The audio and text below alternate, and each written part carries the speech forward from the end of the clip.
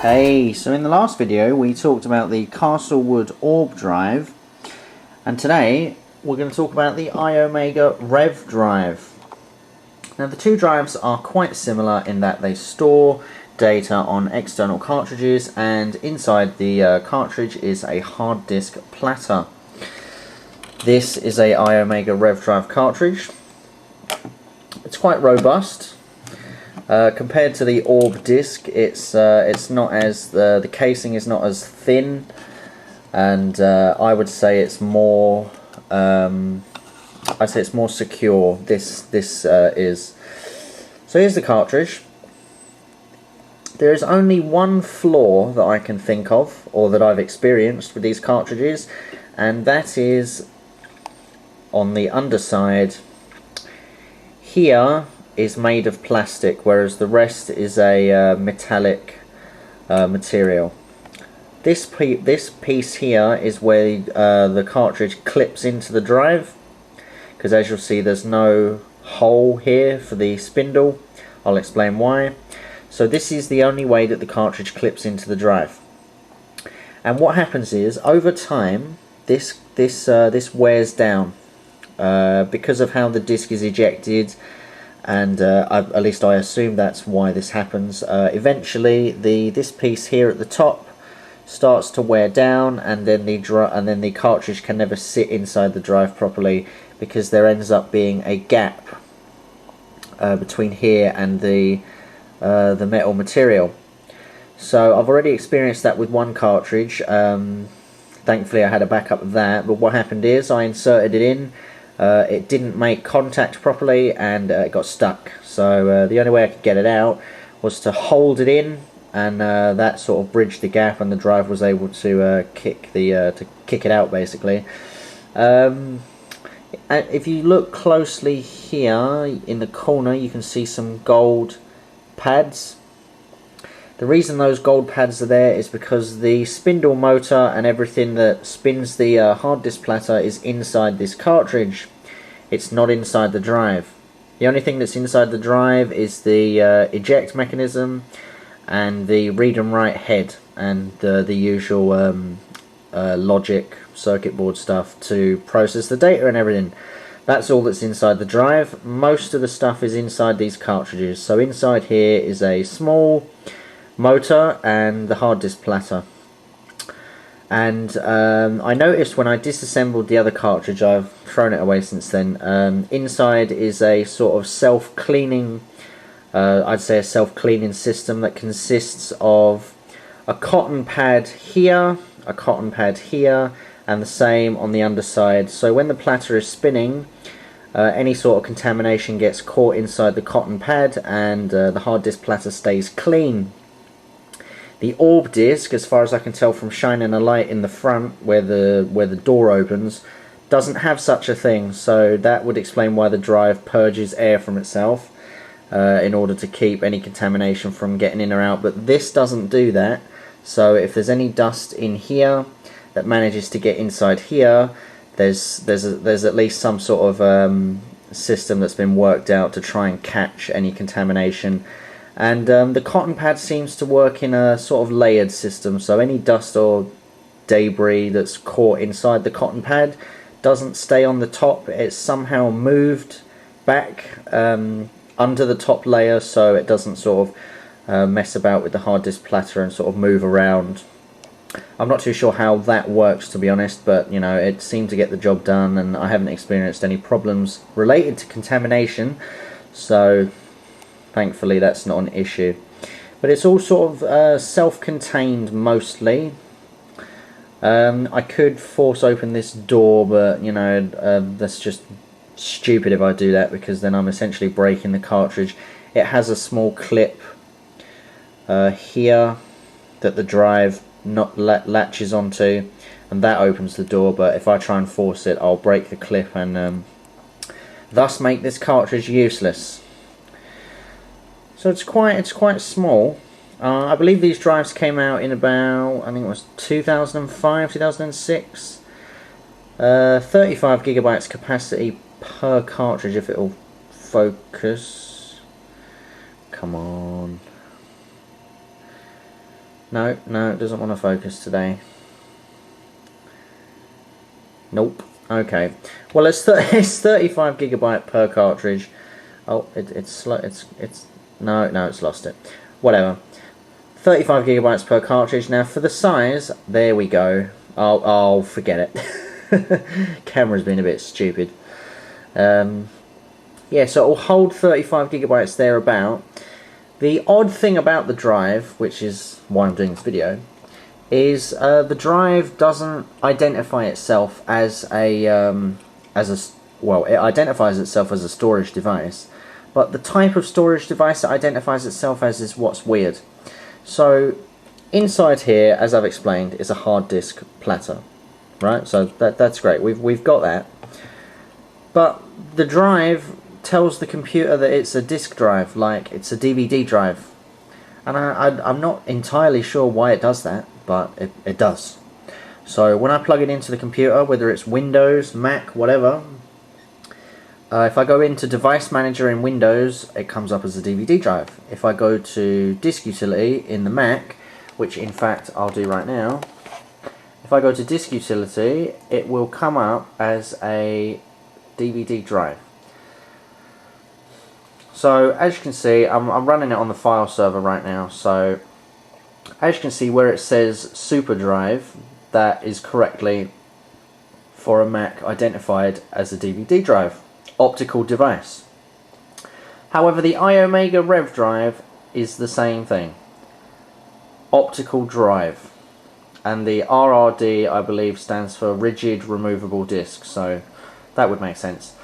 But yeah, it's baffling. Even if I click on it, I get all the functions that I would get of an actual DVD drive. So I can erase the disk.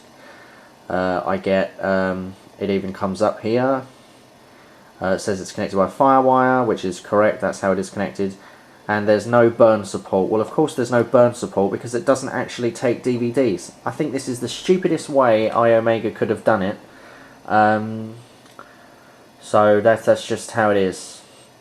And another thing that's odd is the this actually might be why it identifies itself as a DVD drive or an optical drive, whatever. The file system it uses is UDF, and I can't remember what that stands for, but I believe it's supposed to be some sort of universal format. So I could use it on Linux, I could use it on Mac, I could use it on Windows. It wouldn't matter, the system would read it. And that's actually not the case, at least with Macs, because like I said, these came out about 2005, 2006, so the software that you have to use with this drive, at least on a Mac, on Windows you don't have to worry about this, so I guess Windows wins on that front. The software that you have to use with the drive needs an older Mac and an older version of Mac OS. So the only way I could fully get this drive to work was to dig out my Mac Mini G4 with the PowerPC processor in it, and then format the disks as Mac OS rather than UDF. Otherwise nothing worked, and it got frustrating. With the disks formatted as UDF, you can't share them. That's basically what I wanted to do, so that was the only problem standing in my way. I couldn't share the drive because it's connected to the file server, and I want anyone in the house to be able to get access to the disk. Because 35 gigabytes on that small disk, I thought that was, at least when I bought it, and I still do think, I think that's great. I can just put the disk in, 35 gigabytes available, no problem. No USB hard drive with extra wires or whatever, just simple drive, simple cartridge system. That's what it was used for, and it still is used. So I had to format the disk as Mac OS, and then when I did that, then it worked properly. But if I didn't have that Mac Mini, the G4, if I didn't have that, this drive would be useless, at least for what I wanted to use it for. So it ended up being a bit of a hassle, having to dig that out just to format some disks and then put it away again.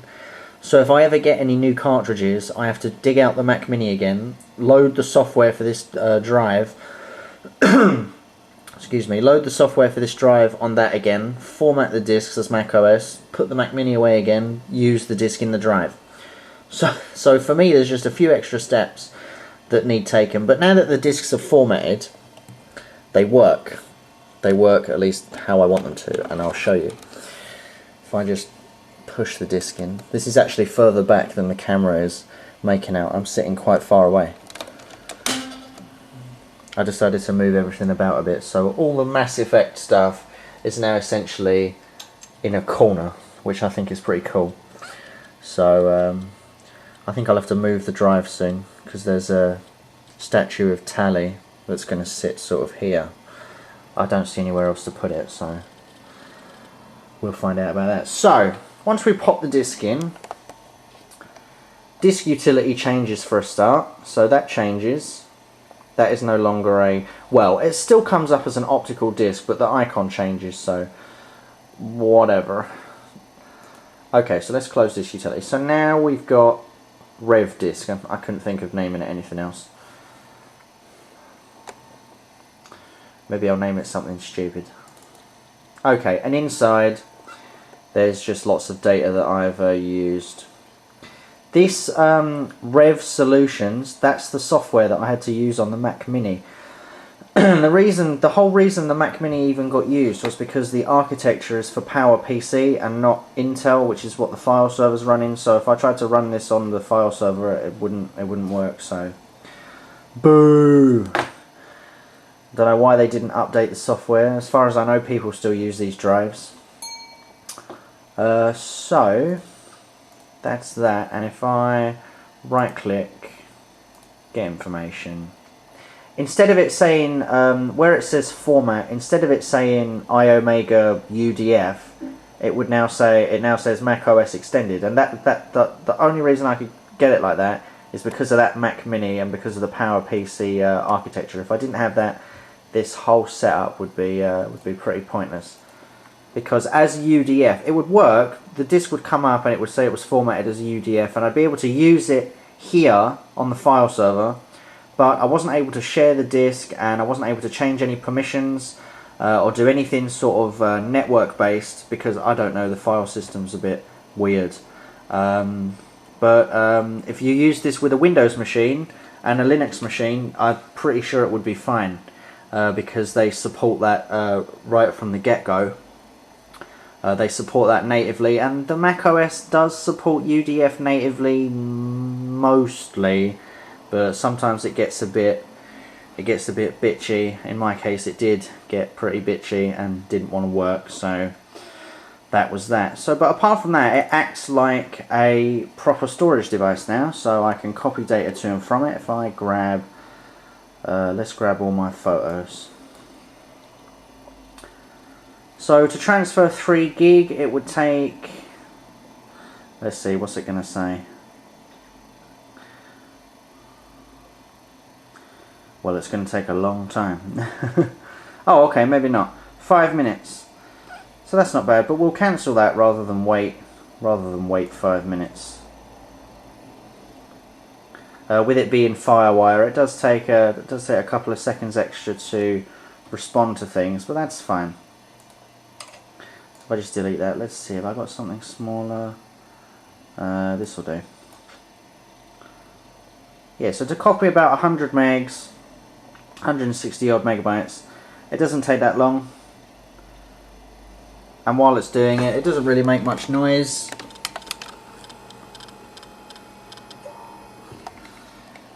It doesn't really make much noise compared to the Orb drive. It just does the usual, you know, clicking of the read and write head, and then copying that back to the drive would take roughly the same amount of time. That's pretty simple, really, once it's up and working. The other thing about the drive is there's no cooling system at all. If the cartridge is in there for an extended period, it heats up and it gets hot, very, very hot. Inside the drive there seems to be some sort of like aluminium material. At least I hope it's that, because that seems to dissipate heat out of the drive. So if I was to leave the cartridge in the drive for about an hour, when I come back, the whole drive will just be hot, and I don't see that as a good thing, really. So I'm thinking of maybe getting a couple of small fans and just putting them around the side, or maybe even taking the case off and getting a small small fan or something and hooking that up to like a small battery or something, because these get hot, very hot. And I know from having old IDE style hard disks, over time with the heat stress on the platter, the rotating platter with where all your data is basically, over time that simply just wears out, and it wears out a lot quicker when it's hot. So the same sort of principles happening here. As the drive is spinning, as the platter inside the drive is spinning, it heats up, and I'd rather not be losing cartridges because of a simple heat problem that could have been fixed with a simple fan. So that's another thing about the drive. I don't know why Iomega didn't do some sort of maybe a miniature fan or something, or anything like that, but they didn't, and this is the result. I've not heard of anyone's cartridges sort of dying because of heat.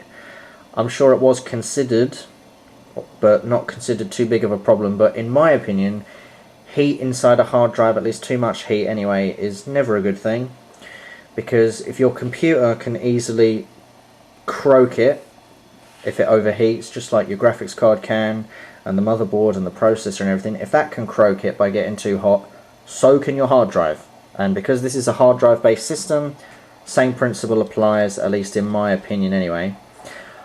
The eject button is similar to the orb disk. It doesn't, sometimes it doesn't eject, sometimes it does, but when it does, it's like a forceful eject. So even if I have it mounted on the Mac, I could eject it if I wanted to, but it's just as easy in this case to just right click, press eject, and it will come out.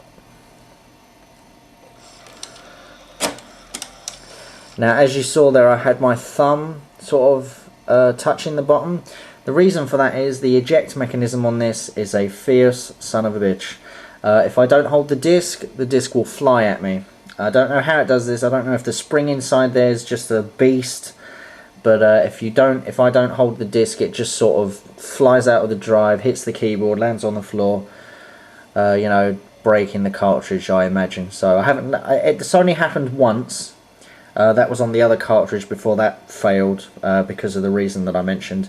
It literally flew out at me. I had it somewhere else on the desk, but it straight over the keyboard and onto the floor. So not good for any sort of hard disk based system there. It's not a solid state drive, so you know, dropping it is a big no-no. So yeah, the eject mechanism on these is a fierce beast. Well, I think that's it for this video actually. In the next video I will be discussing tape drives and the Mac OS and how they still have some use today.